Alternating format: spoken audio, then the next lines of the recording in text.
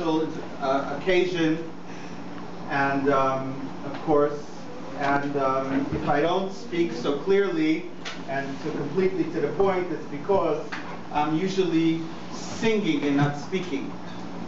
But because I was asked to say a few words, so I will. But it's a little bit hard for me because it's a very emotional time. It's an emotional subject. So now that I excuse myself, I will make an attempt to say what I wanted to say.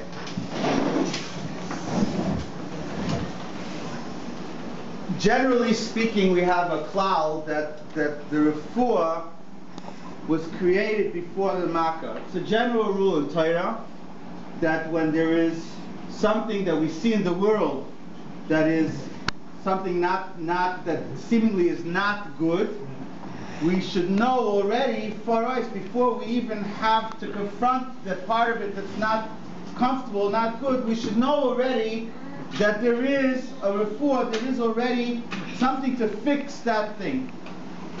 And in Torah we find in many places such things.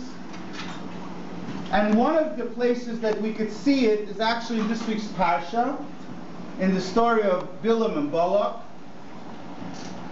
And in the curses that Bilam wanted to put on the Yidden for Balak, that were turned over to a bracha, which means to say that originally the plan was that there should be something not good, and from that not good itself became something good. But even more so, that in the not good, in the curses themselves that Bilam wanted to do, he couldn't even do that because they came out as a bracha.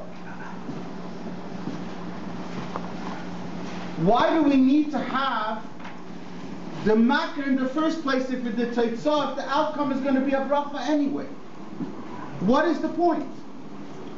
If the Torah wanted to teach us that we're a special people, we're Klal Yisrael, that we're Yidden, that we have a neshama, we have all of the things that it says about the Yidden, and that we have special brachas that come to us, why do we have to have first something that's seemingly a negative thing, something that could cause pain and sorrow and all these kinds of things, in order that at the end of the day there should be a bracha from it, or that thing itself should turn into a bracha? One thing is for sure. When we're talking about that, it's by a goy, lahavdil, that's a Seudas Yisrael, that's a person who hates a Yid, really hates the Eibishter. Because a Yid in this world is the expression of the Eibishter in this world. A Yid who's Mekayim Mitzvahs and learns Torah is an expression, is a sign of the Eibishter. And therefore when a Goy hates a Yid, as in the case of Bilam and Balak, so that's what they hate, is the Eibishter. And their expression of hating the Eibishter is through hating the Yid. What was the outcome by Bilam and Balak? A bracha. The Yidden got brachas. It was a bracha.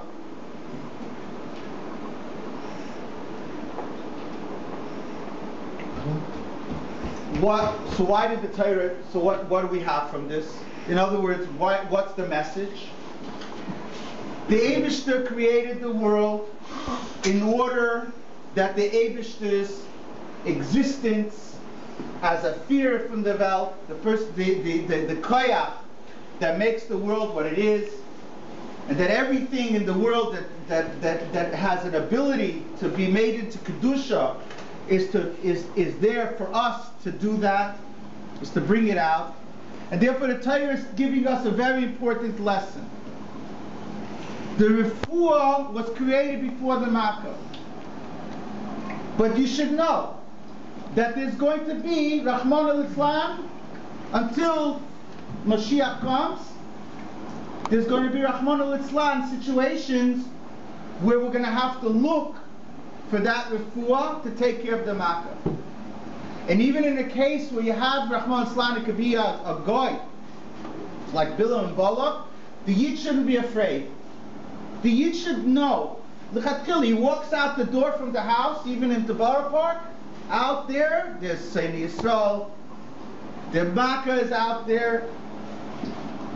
Elamai, you should know that before the Yid even walks out to the door, into the world, into the darkness, into the Goyishkeit, and Rahman al-Islam, into this Rahman al-Islam, the disease or whatever it is, that there's already a refuah. And therefore you should be happy, and you should be proud to be a Yid, and to know that any time you're confronted by something that's bad, or seemingly bad, or dark, there is from this can come out a very big bracha. So the Yid has a certain koyach that's given to him to reveal the bracha in the world. Revealing the bracha in the world, revealing the refuah in the world, is doing what the Eibishter wants us to do as Yidden. What is the most important thing for the Eibishter? Is a Yid. The most important Bria, because the whole Bria was for a Yid to be in existence and to do mitzvahs. And therefore, somebody who is the opposite of Bilam and Bala, a Yid that helps, which is a Yid, who helps another Yid, is doing the biggest avodah in revealing the Eibishter in this world. And therefore for us tonight to have a Seudas Hodaah of thanks, it's a thanks to the Eibishter that he gave us the opportunity as Yidden to see this revealed. That one Yid should feel that he realizes there's a Makkah and there's somebody, Rahman al-Islam, that needs a refuah. And that refuah is hidden within him or her. And what does he do? He takes that which is hidden and he brings it out and he uses it in order to help another Yid. That's the Yikar Metzias of the Eibishter. And therefore he reveals the Eibishter in this world, the koyach of the Eibishter. And we all have the koyach to do that, but sometimes we don't get the opportunity. And when the opportunity knocks, we have to be ready to know to